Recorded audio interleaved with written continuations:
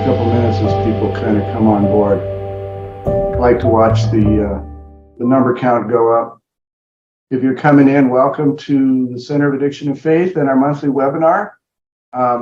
Really, really glad you're here. We do this every month, and each month we feature a great guest. And this month we have Carolyn Beidler. Is that right, Beidler? Is that how I say it? Carolyn? I like to tell people Caroline, like the Neil Diamond song, and Beidler, like bye, bye, bye. Beidler. Oh, good. I meant to check with you before I even started, but Carolyn Beidler. So thanks for setting me straight there. Anyway, welcome to everybody. If you're coming into the webinar, we'd love to know where you're from. If you open the chat page and just say your name and what city you're from, that would be great, and we can all get a sense for where everybody's coming from today. We've got Caroline Beidler here, and she is going to talk about her book and a little bit about women in addiction and some of the challenges women face when it comes to recovery and addiction. And I'm Pastor Ed Treat. I'm the director of the Center of Addiction and Faith, and our organization, our mission is to awaken faith communities to address addiction. Churches are really well positioned to do more than they're doing, and we're trying to get them to do that. So that's our mission, and we're trying to raise awareness and reduce stigma and help people to understand this is pretty serious. People are dying. Lots of people are dying, and churches need to be concerned about that, I believe. And so we're looking for ways that we can address this problem together. I'm going to begin us with a serenity prayer, and then I'm going to hand it over to our host, Tim McMahon King. Let us pray. God, grant us the serenity to accept the things we cannot change, the courage to change the things we can, and the wisdom to know the difference. Amen. Timothy McMahon King, he's the author of Addiction Nation, a fantastic book. We'll put a link in the chat page for you so you can find it. He is going to be our host and moderator today. Tim, thank you. It's all yours. Thank you, Ed. Thank you, Ed, and thanks for hosting all of these. And exciting to have Caroline here. Her book is out this week. And to specifically dive into the topic about what is unique in addressing addiction for women and what that could look like inside the church, as well as how we can rethink groups that are already working with folks struggling with addiction to be sensitive to unique needs that every population brings and carries with them. And so Caroline, to give you an introduction, she's got a master's of social work. She is an author, recovery advocate, and celebrates stories of recovery and resilience. With almost 20 years of experience in leadership within the social work and ministry communities, she provides consultation focused on creating sustainable addiction recovery support services at the local, state, and federal levels. Caroline and her family live in Tennessee, where she enjoys writing, hiking in the mountains, and chasing around her twins, Henrik and Violet, and building up her community's local recovery ministry. And Ed, as we are getting going, we do have the chat enabled for everybody. Excellent. Wanted to make sure that was the case as well. So, Caroline, I know this is a big week with your book coming out. We are excited to have you. And wanted to start off, one of the things that struck me as I read your book and loved to hear was a little bit about the story of Marty Mann, a woman who was instrumental in the early days of Alcoholics Anonymous and in really raising the profile of a public health understanding of addiction. To kick us off, can you tell us a little bit more about Marty and why she was such an important figure to you and you included her in your book? Yeah, absolutely. So, welcome, everyone, and thank you for welcoming me to join you all today. It's just such an honor to connect, and I love the work that you all do in the faith and recovery communities and bringing everything together. When we think about 12-step fellowships, traditions back in the day when everything started with AA, we don't generally think about a woman. And I learned about Marty Mann and her work. I was doing some research on recovery advocacy and found out about her and realized that there was a woman out there with Bill Wilson who was advocating publicly in front of policymakers, in church basements, at community events, community centers, decades ago, advocating about addiction, specifically alcoholism, and that it is a medical condition. I believe the term phraseology at that time was disease. But she was advocating and helping to break down those barriers of stigma that were so prevalent, unfortunately still prevalent today, especially at that time in faith communities. And so she was really a pioneer in terms of a woman out there vocally talking about these issues with the blessing of Bill Wilson. And, in 12-step communities, which many of your audience may be familiar with, there's a concept of anonymity. And when I first entered recovery, I learned about that concept also. And for me, early on, I didn't understand the difference between the tradition and principle of anonymity and also the role that public advocacy and being open and vulnerable and transparent about our stories in a public setting, how those things connected or could work together. And traditionally over time, there's been this, I don't want to say misinformation, but confusion around anonymity, when oftentimes people from traditional 12-step fellowships feel uncomfortable, when folks are in the public eye talking about these issues. And so Marty Mann was an example of someone really early on who was doing this, who had the blessing of the founders of 12-step fellowships and who was a woman, which all of those things together, pretty incredible. And I actually wrote an article for The Fix called, I think it was something about mansplaining in the addiction with MANN, for Marty Mann. I thought it was, funny. I don't know if I was the only one laughing, but maybe not. But I appreciate it. Okay. How oftentimes in many spaces, there are a lack of voices represented from women to talk about these issues that impact us. And oftentimes there are different issues that impact us. And one of the things I talk about in Downstairs Church are some of those things like trauma, like sexual violence, like relationship issues that affect so many women in or seeking recovery, but it doesn't get talked about enough, especially not in the church. And one of the things I appreciated about that example of Marty Mann is the way that you are intensely vulnerable in this book about your own story, about histories of trauma. And I was just wondering if you could lay out for us what led you to this place of not just being a person in recovery who was sharing their story as it mattered to the people around you and connecting, but deciding to be so public. What was it that compelled you to take places of deep pain and hurt and be vulnerable with the world? Well, a lot was happening in my heart in 2020. I don't know where you all were during that period of time, but things in me internally started to shift a little bit. And I, just being really transparent, like I've learned in recovery to do with you all, I was struggling, and I was struggling a lot with what I now can identify as some trauma symptoms resurfacing. And, I started seeing a mental health counselor again and started doing those things that for my own recovery, I know to work, or reach out more and connect with other women. But I started realizing and recognizing there weren't a lot of women in recovery talking publicly and talking in the light about some of these issues. And yes, I've talked with women one-on-one about my experience. I've done, personal journaling and a lot of personal work with a therapist and other mentors around my own experience, but I wasn't seeing in the light someone talking about, or women talking about this more publicly. And I know from my experience, especially, I started off really struggling as a teenager. A couple decades ago, no one was talking about this. I don't remember anyone like Marty Mann kind of talking about these issues publicly, certainly not talking about sexual violence or trauma. I mean, this is decades before the Me Too movement.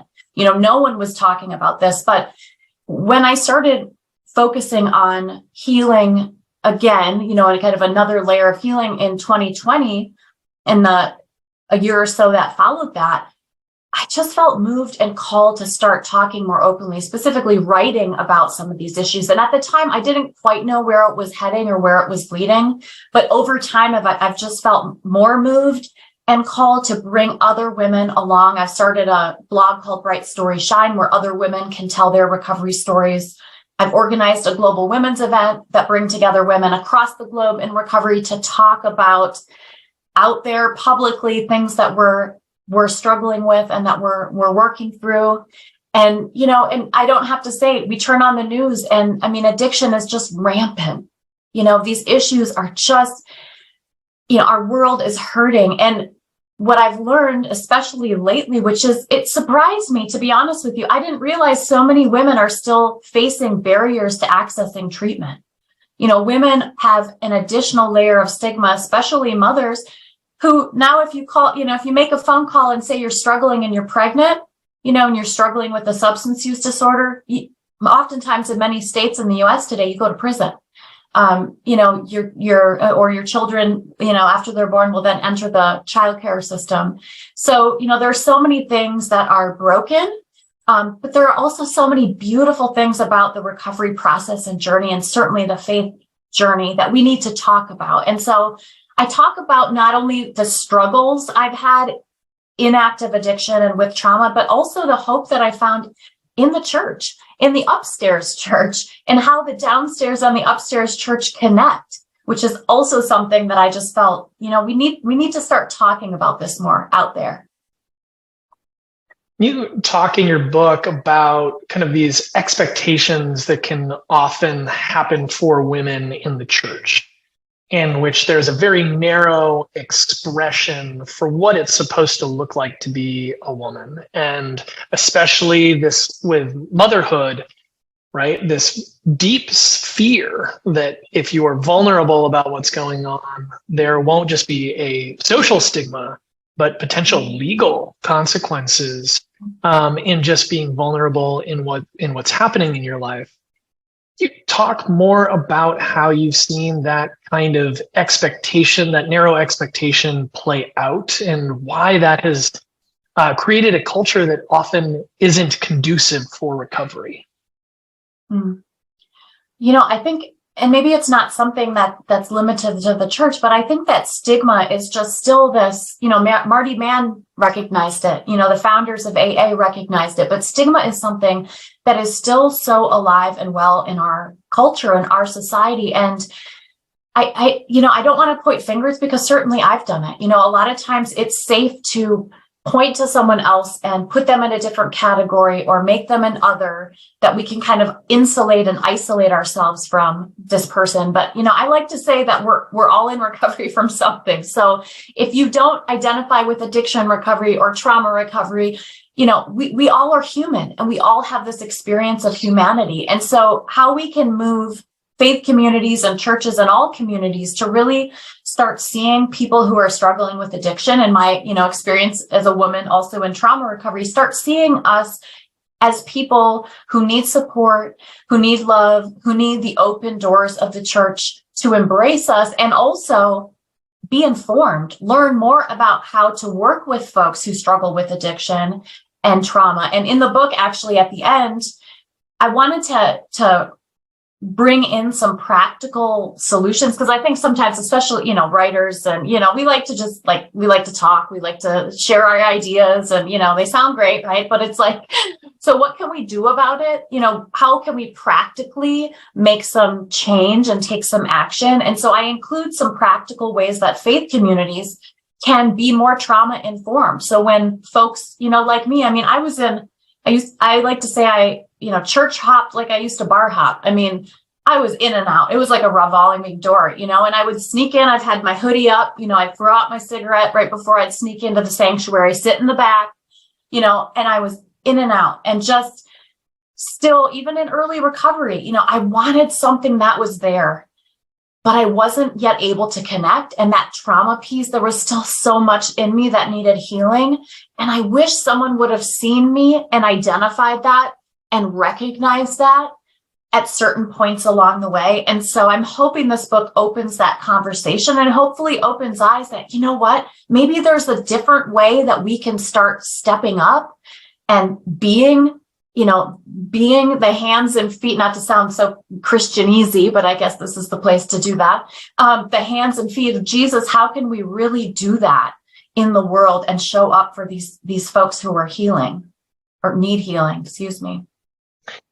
That's where I'm curious. A couple of different directions talked about the ways that we all experience some sort of addiction and are in a process of recovery.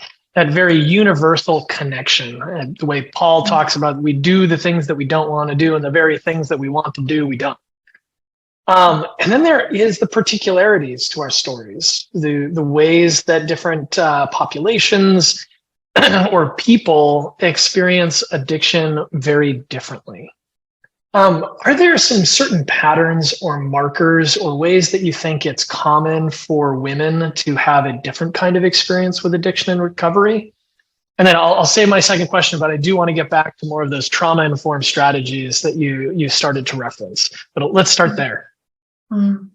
Well, I don't want to be a spokesperson, for all women in recovery, but I can speak from my experience and the women that I've worked with, and I highlight some of the stories of some of the women that I've met along the way. I think oftentimes the idea of how impactful early experiences, the traumatic experiences, and just, I'm going to be real with y'all. I don't know what else to do with the stories out there. So, I have nothing to lose at this point. But those traumas and just being a woman in the world today, how much weight there is to that. I remember, and we don't talk about these things. You all ready to get uncomfortable? Okay. If not, here we go.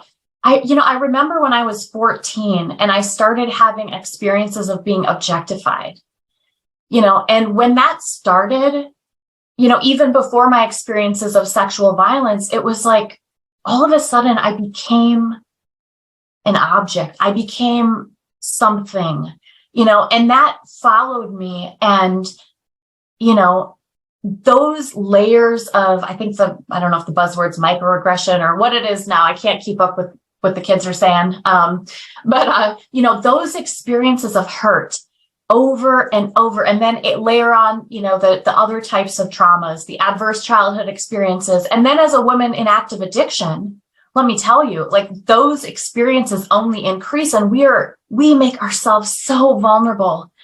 And then that trauma just layers on top of itself. When I was sexually assaulted at 14 and that happened and I had the shame of that, you'd think, I would just isolate and insulate myself from all experiences of that. I just opened myself up more to having my body treated as the opposite of a temple.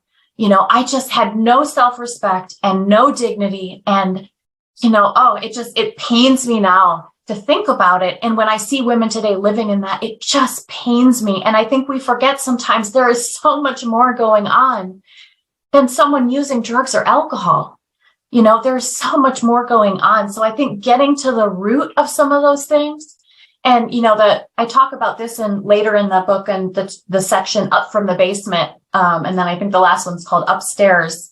When I had experiences in faith communities, that showed me, that brought me to a place of experiencing my identity in Christ, who I truly am. And I needed both the downstairs community of the recovery community, the downstairs church, and those spaces of faith-filled and faith-based and women who were older than me, who laid their hands on me and said, you are loved and you are not broken, and your body is a temple, and let's help you get to the place where you can see yourself like we see you, the way God sees you. And those moments, my hope for any woman struggling out there is to have those moments and those experiences. So there's a lot there. And I think the more that we can talk about these issues and bring them into the light, hopefully the more that all of us in our faith communities and churches could start addressing it maybe differently, maybe thinking about things a little differently.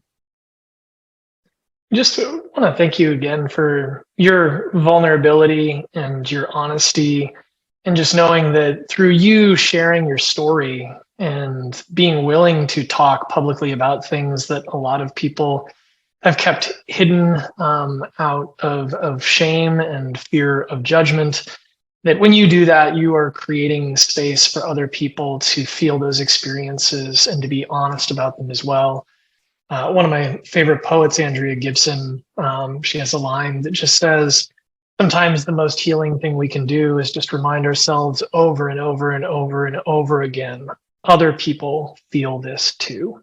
Mm-hmm. So thank you for being willing to share so that other people know that they aren't alone in their experiences, and that they can hopefully find solace and hope in your story. And as you've been vulnerable and real, one other thing that I wanted to ask you about and bring up as this conversation is, there's sometimes this idea of that those sorts of things, that objectification or that kind of sexual violence and assault only happens before someone enters a process of recovery. Mm-hmm. And that somehow in the world of recovery or meetings or rehab that we've figured it out, and that isn't true. There can be trauma and other problems that happen as people are trying to find that path to recovery. Can you speak a little bit more about what it's like trying to navigate some of these systems that are not always friendly or open to women? That's a great question. And I think something that also doesn't get talked about enough. Not surprisingly, some of the places I felt most comfortable early on in recovery were all women's meetings, and other situations where if there were men present that that I knew them, that I trusted them.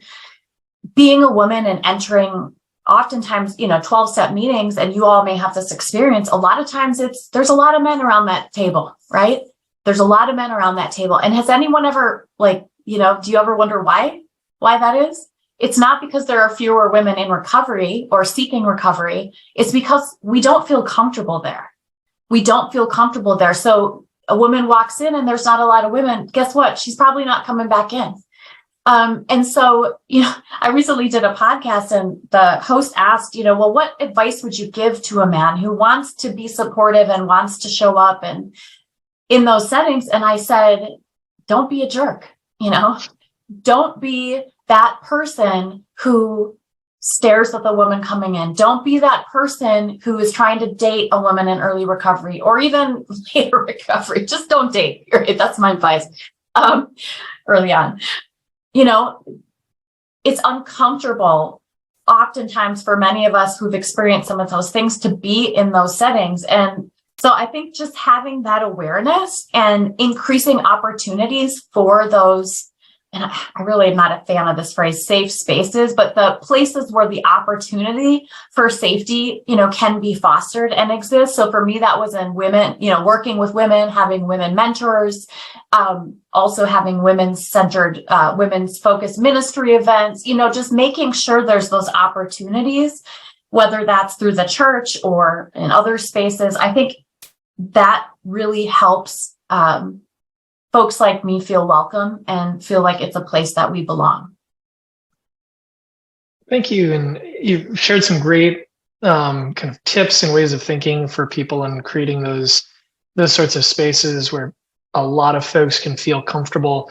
And I'd love to get back to, you had referenced some specific strategies around incorporating this trauma-informed approach.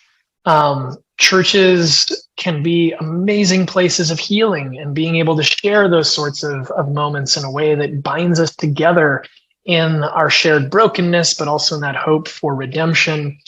And sometimes churches are the source of trauma.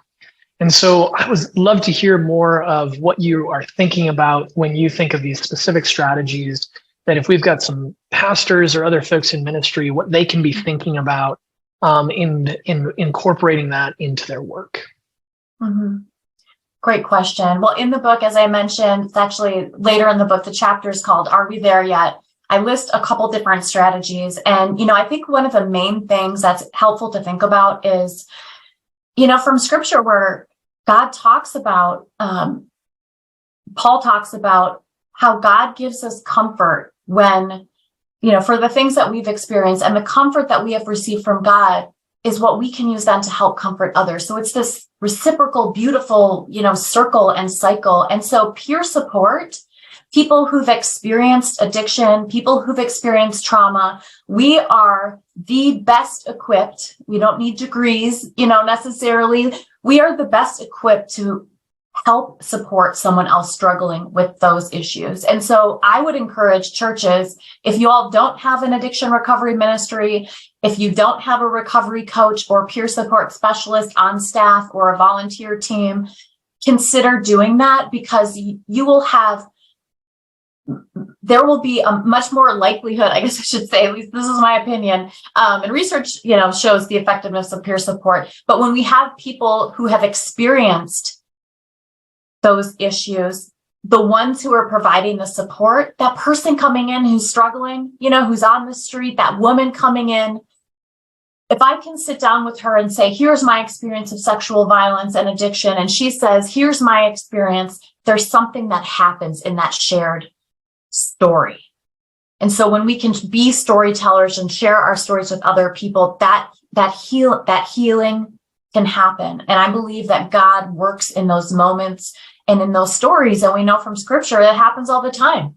God's story to us. So we'll learn through each other's stories. So that would be my number one recommendation. I'm not going to give them all away because I still would love for you to pick up my book.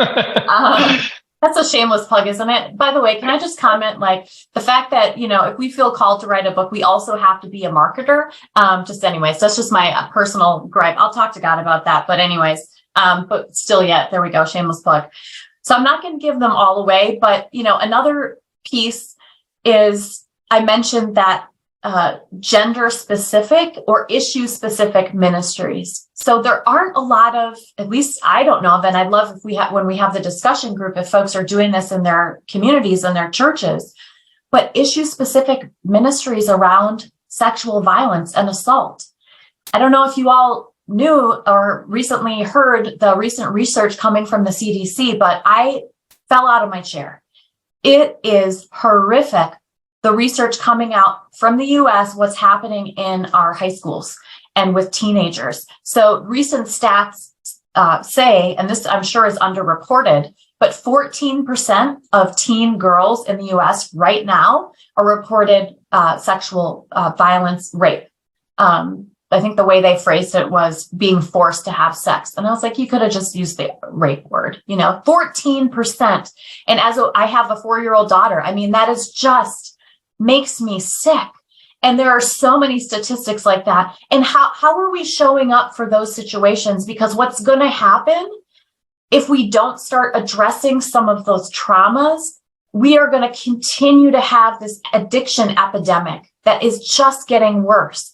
And so I don't want to be a doomsday person here, but I want to share that because hopefully it, propels someone and motivates you and touches your heart to be like, what are we doing around this issue or addiction and trauma? Because, almost 100% of us, I believe, on planet Earth have been through some type of trauma, especially after, the past couple of years.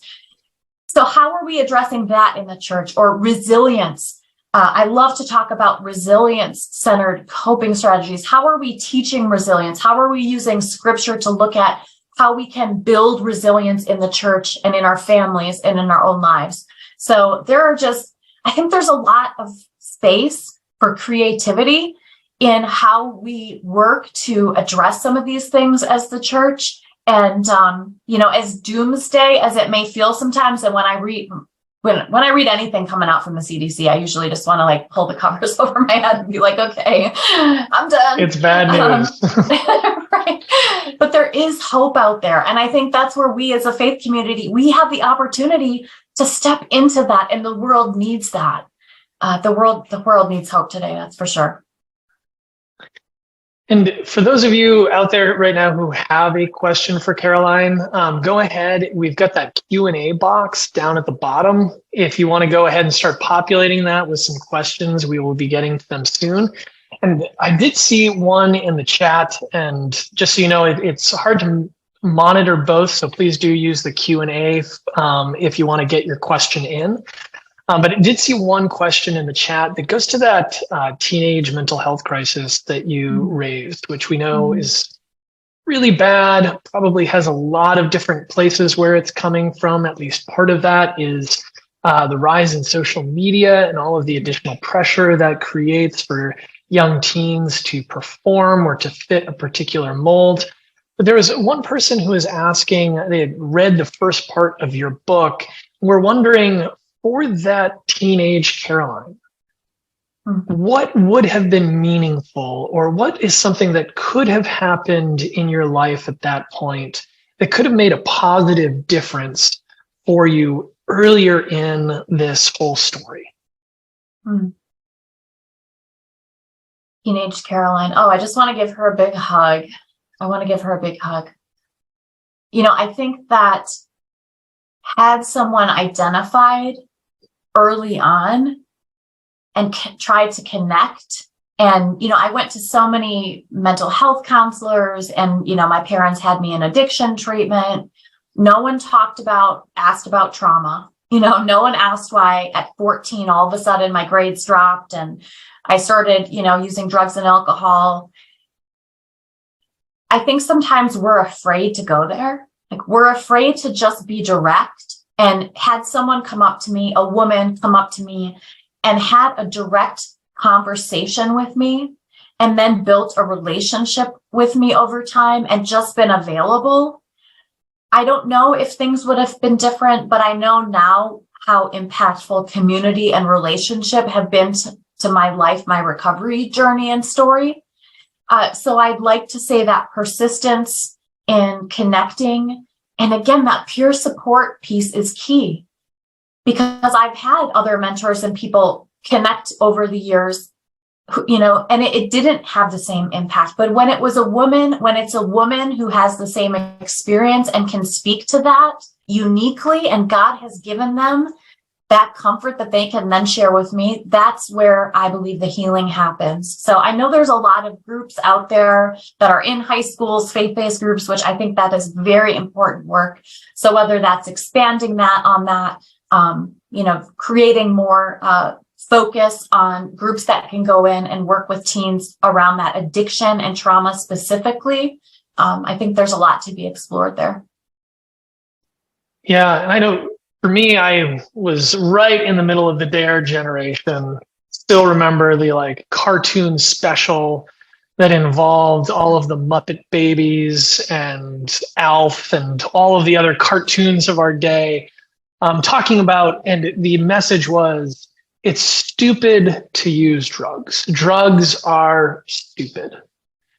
And I think what a lot of that framework, while well-intentioned to try to create a culture of prevention, an alternative that I have found really compelling, I think Jan Brown from Spiritworks Foundation articulates it really well, is behaviors make sense. And when we see these, like you said, a radical shift in your grades and other behaviors turning to alcohol and drugs, that's not stupid. That was you trying to be resilient as a teenager and reaching for the best solutions that you could figure out at the time, even though those were solutions that eventually became an even larger problem. And I was wondering too, when you're thinking about those conversations, what other sorts of strategies can we help especially young people think about for being able to address this sort of trauma in a way that helps create connection as opposed to furthering isolation?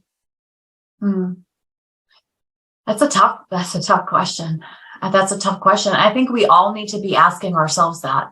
I think we really do. I heard as a pro basketball player, I don't know if y'all are familiar with Chris Herron.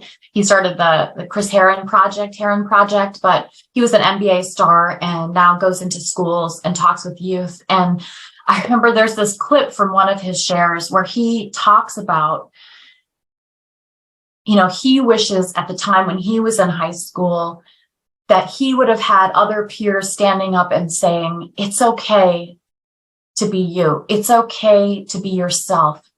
And I think that, counter to like the good enough message, because I'm not in that camp, but like so many teens, like you said, are feeling this pressure, this comparison, all of these unhealthy things coming at them from social media and like the addictive component to that. And then you have what's going on in the world, and all of this stuff is just compounding. I feel like youth especially need a place where they can share about what's going on and they can have an opportunity to unplug. And instead of receiving all of these messages from the world, which is what social media is, that they can have a place where they can receive truth. And how to get teens and youth and folks who, especially who have experienced addiction and trauma in those places, I think that is the question. But the more that we can think about how we can provide those opportunities and, those countercultural opportunities that youth can be engaged in, especially for folks, like how I was, where the signs are clear, something is going on, something is wrong, something is going on.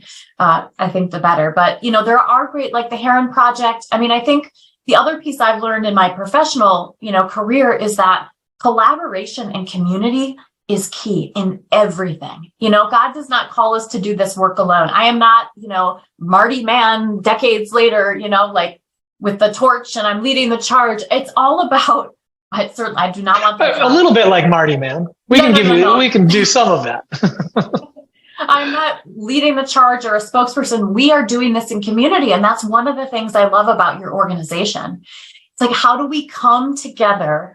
It's almost like this godly think tank. It's like, all right, let's do this. These are the issues. Then how are we going to meet them? How does God want us to meet them and work through us? And, where is Jesus in all this? Because we know that God is already there, is already present, and maybe just kind of like waiting for us to catch up, like get with the program.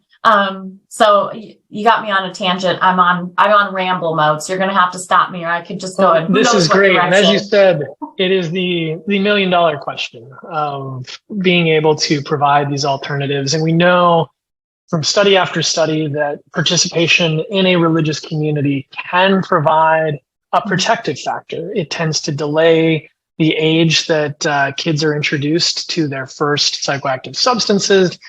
And it can be a great place of support. And so strong, healthy, vibrant communities of connection, it might not solve everything, but we know that that's at least one factor that can produce some benefit for our communities. And we have a great question here from Nathan Spalding. It says, why do you suppose there is such a sharp distinction between the upstairs church and the downstairs church? What could a more integrated interconnection look like? Well, that is exactly the question that I want to address and hopefully shine a light on a little bit in my book, because I think, in my own personal story on my journey, that was the moment where healing actually started to happen, when those two spaces collided, and combined. And when those walls started coming down, where I realized, wow, these ladies, at these fancy church events with the teas and the this and the flowers and all that. Not my spiritual gift, but I love y'all, hospitality. But what happens in those places isn't that different from what happens in the recovery community. And if it is, boy, if we could meet somewhere in the middle, wow, wouldn't that be amazing? And wouldn't that maybe look a little bit more like what was going on in the book of Acts? And maybe would God do something, would God be able to work something incredible there? So I think bringing the two downstairs and upstairs together, and that's why through the book, you'll notice the different sections. It's like starting in the basement and working my way up.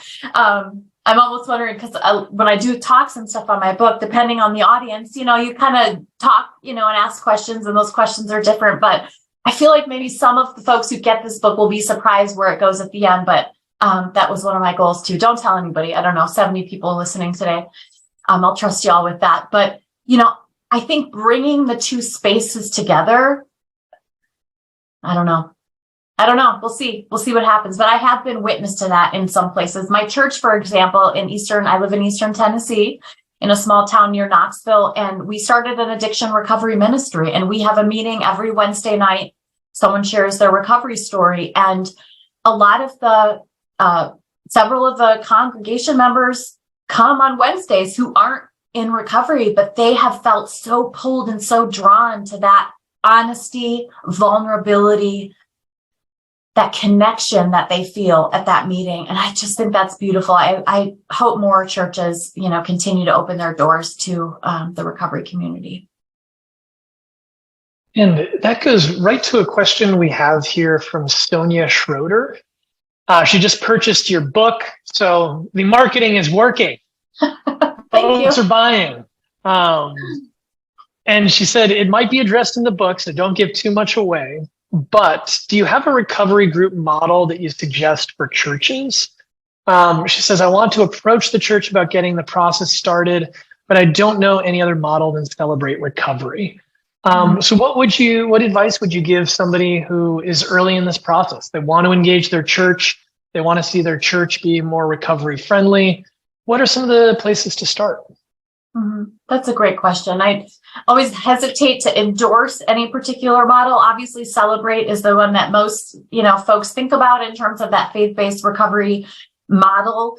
There are others out there, and I've seen quite a few out there, different 12-step bases, and, folks are doing different things. But I think ultimately what helped our church, and speaking from, my own experience, is the current recovery ministry director basically started by visiting other programs in the area, by doing a lot of research about what's out there. And, every congregation, every community is different. And so I think sometimes we try to do this cookie cutter approach, and that might not work. Or, there's a lot of really successful Celebrate Recovery that have, worship bands and dinner and all of these things. Our church does not have the budget for that, unfortunately. We have our meeting, and, one of the women that comes regularly, she's amazing. Judy brings, bags of candy for everyone, and they call her Mama Judy. And, that's what we have, so it's kind of like start where you are, see what's working maybe in your community or a model that you appreciate, but ultimately it is bringing people together. So whatever that looks like, sometimes I open up our house, and, sometimes my husband's like, really? You want to have people over again? It's like, yeah, but, make a meal, bring some coffee, have a smoking section, just saying that might help. Not in your house. I'm not recommending that, but anyways, put an ashtray outside the church and, see what happens. Open your doors. I mean, I think sometimes we think, fancy programs, or it has to look a certain way, and it has to, really it's about gathering and bringing people together. So I don't know if that's an answer for you, but I would love to talk more. If you, to share more about what our church is doing, feel free to reach out on my email, my website. Excellent. And a few more shameless plugs, if that is a question that you or your congregation is wrestling with. There's also the upcoming Center of Addiction and Faith conference this fall in October. We can drop a link to some of the save the date information on that in the chat as well. And every year at that conference, we also have great folks like Drew Brooks from Faith Partners, which is a nonprofit committed to working with congregations through that process of discerning their ministry and what that looks like, and having a couple-year process to pull folks through. So another great resource for people out there. And we do have a few different questions coming back to the question around abuse and trauma in the church. And in particular, we have a few questions around here asking about how that affects self-esteem, but also how that might affect people's view of God, and how that can become a difficult place to re-enter the church if it becomes a source of trauma in your life. So chances are we've got folks who are listening right now who that applies for, that they have been hurt inside the church. Can you give us a few words right now of how to respond to that? That's a great question. And I actually, I connect with a lot of women who express severe hurt from whether it's a church member or, whatever the situation is. So so many folks have been through that. I think, looking at some of their experience and just some of the things that I've experienced, those moments when we can get real honest with God. I love what happens in the Psalms. I mean, when we can get really honest with God, we can start healing from some of that. And I know for me, it was going through this process of just being really upfront about how angry I was at God because of some of the things I experienced. And, yelling. And I just remember having like these, I don't know, hopefully no one saw me through, just like, who was that woman, like ranting and raving, but I was, and that needed to happen. And I think sometimes we have this like feeling that, we have to be, coming to church and, it's like this, I don't know, it's not real, but there was something that happened to me when I could be really real with God and say, I'm angry about this. Why? And then all of a sudden, interestingly, folks were brought into my life and I picked up books. I remember that was the first time I read Where is God When It Hurts? Philip Yancey, that book changed my life. I love that book. But just understanding that, it wasn't God who authored that.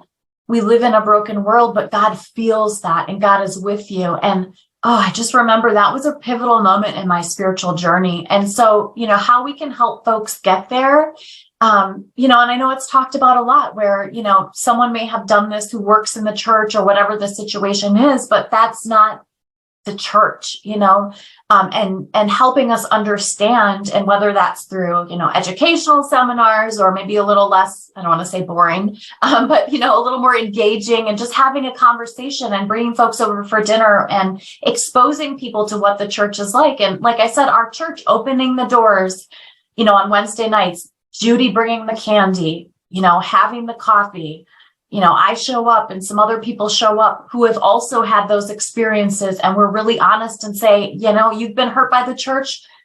Pretty much we can all raise our hand. Have you been hurt by someone else? Yes. Do we live in the world? Yes. But, the more that we open our doors, the hospitality, the love, meeting practical needs, slowly over time, or maybe more quickly, some of those issues I think can shift and can change. And I don't want to say it's an excuse, but I feel like sometimes today, and I know I've been there, I can say it because I've been there, using the excuse of I've been hurt by the church, so I'm not going to connect with the church was a really, worked for a while until it stopped working, excuse that I used to not connect. To stay behind my wall, to not fully connect, not fully engage, to hop from church to church.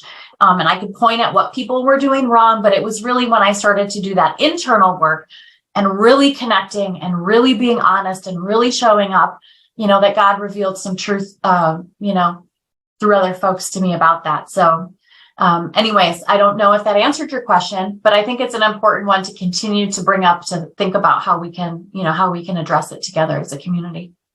Yeah, and I think it's so important to name. There can be real deep hurts that we experience in the church, but I know one path along my journey was realizing that the longer I held on to those hurts, the more control they still had over me.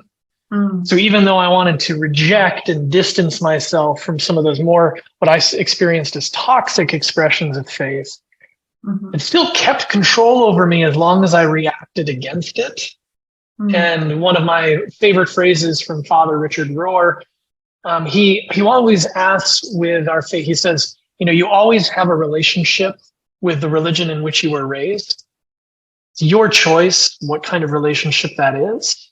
And then he challenges us to figure out, how do we transcend and include, and be able to look back at some of those places of our church history, and understand what some of the best that community was trying to achieve, while never excusing or diminishing the ways that community might have failed or hurt us. And one of the lines that I loved in your book that stood out to me, and I was wondering if you could unpack for us, you said, what if instead of receiving the message of grace, we became it? Can you speak to that some more? I said that? No, I'm just kidding. It's a great line. Writing a book is interesting because I don't know if you've had that experience where sometimes you page through and you're like, wait, what did I say? I like that. She's onto something. That has been my experience where, when people have become grace and shown me that unconditional love and that non-judgment and that loving, I want to say the word discipline, that direct, helping me and providing for my practical needs and some of those pieces, when people show up and embody grace, wow. I don't have words for what happens there. Is that where the Holy Spirit works? Is that where God shows up? However you want to phrase it, something happens in that. And, I just love it. And so I highlight grace throughout the book because I feel like in the recovery community, I experienced grace in a whole new way that I didn't early on in my faith journey with the church. People immediately embraced me, immediately expressed love, immediately nodded, me too, immediately, comforted me with their stories that were so similar from my own, gave rides and, just all of those things. And, that grace that I experienced within the recovery community, I think is something that faith communities can learn from, that we can learn from each other. So, thank you for bringing out that quote. And I think I quote a couple authors around the concept of grace. Philip Yancey also, I think later in the book, I talk about how he expressed recovery spaces as having grace on tap. It was like this never ending supply, that God provided the recovery community through him. So. Yeah. And it's fun that folks like Philip Yancey or Father Rohr who deep spiritual thinkers and teachers and writers have looked to recovery communities for sources of inspiration because, so much of the process of recovery is that, the human condition writ large. It's not something entirely other than, even if it's much bigger than sometimes the processes people are going through. And one thing I want to note for everybody is there is going to be a session after this webinar where we'll move to a Zoom meeting. So there's a different link, and that's where we'll be able to continue the conversation with Caroline and continue to ask questions and dive into a little bit more, have some more responsive time. And before we bring back Ed on for some additional announcements and to wrap up our session today, just wanted to hear from you two things. Is there anything that really surprised you about writing this book? Something that came out that you weren't anticipating or expecting? And then any other words that you want to be sure to leave with folks with today? We've covered a lot of heavy topics, but words of faith and hope that can help guide people out from our session today. Absolutely. Absolutely. Well, I think ultimately, the writing journey and the writing process, it's been really interesting. I've been writing for a really long time, and it wasn't until I connected with a community of other writers, specifically Christian women, that I felt this pull to really, go all in, do the book thing and do the author thing. And it's interesting how that process of recovery, it just kind of follows you. You see it everywhere, right? And being able to be encouraged by other women and prayed for by other women. And so I wish I could say it wasn't surprising, but it was, in the sense of I was surprised how God showed up again through a community of women to support me. And it was a beautiful process. And in terms of, encouraging words for you all, I really look forward to continuing the conversation here in a minute. Hopefully some of you can stay for that. I think, I don't have to say it. We're living in a really, in a hurting world.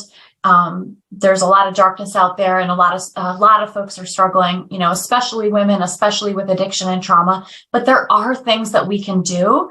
And I mentioned this earlier. I think there's a lot of opportunity here for creativity, for collaboration, and for community, and for working together to truly be the hands and feet of Jesus and be the church that we've been called to be grace and not just receive it.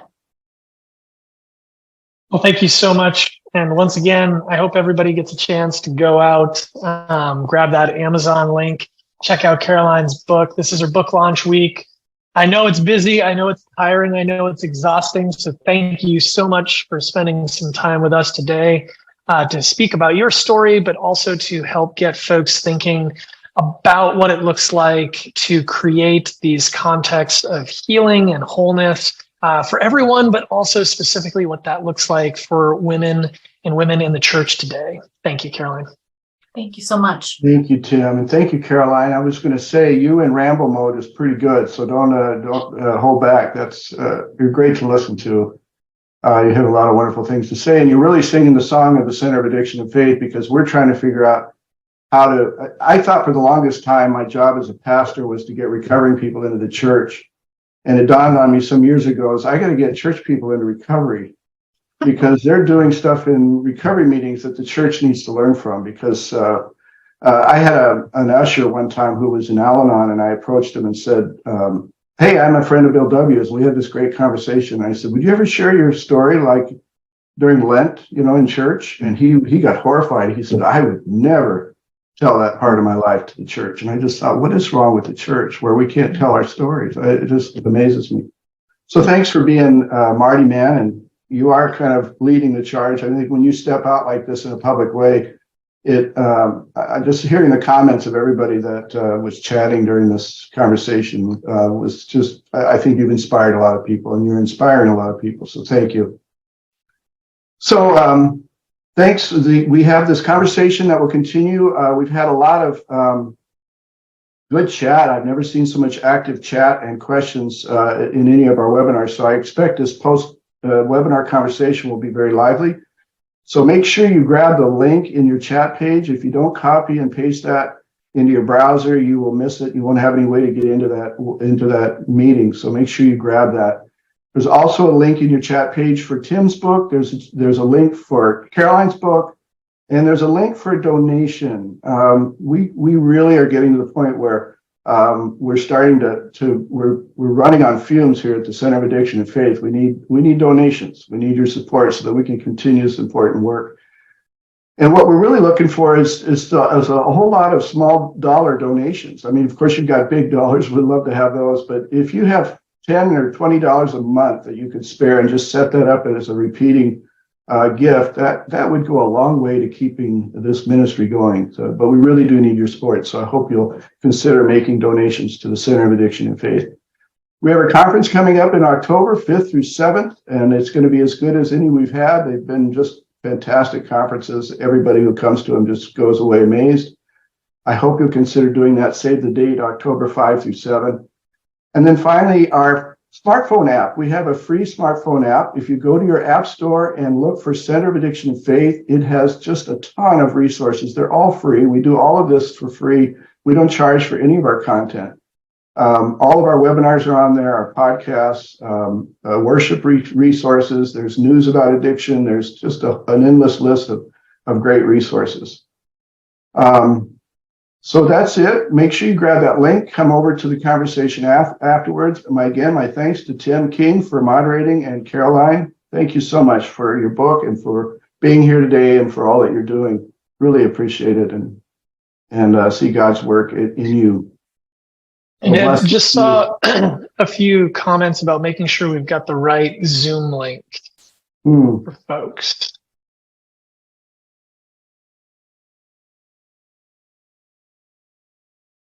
Before we shut things down. Says the link isn't up, but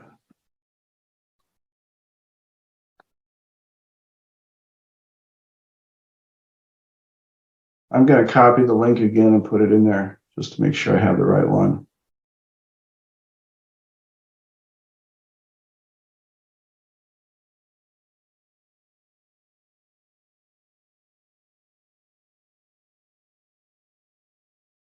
So this should be the link. I'm pasting it now. That should be the link. I'll sit here for a minute. If you need to go, go ahead. And I'll just leave this up for just a second. But again, thank you, Caroline. Blessings to you. And I hope your book becomes a New York Times bestseller. Thank you. Thank you very much. I appreciate that. So I'll click on the link and meet folks over in the other room then? Yep. Okay. Sounds great. Thank you. Thank you. Thanks, everybody.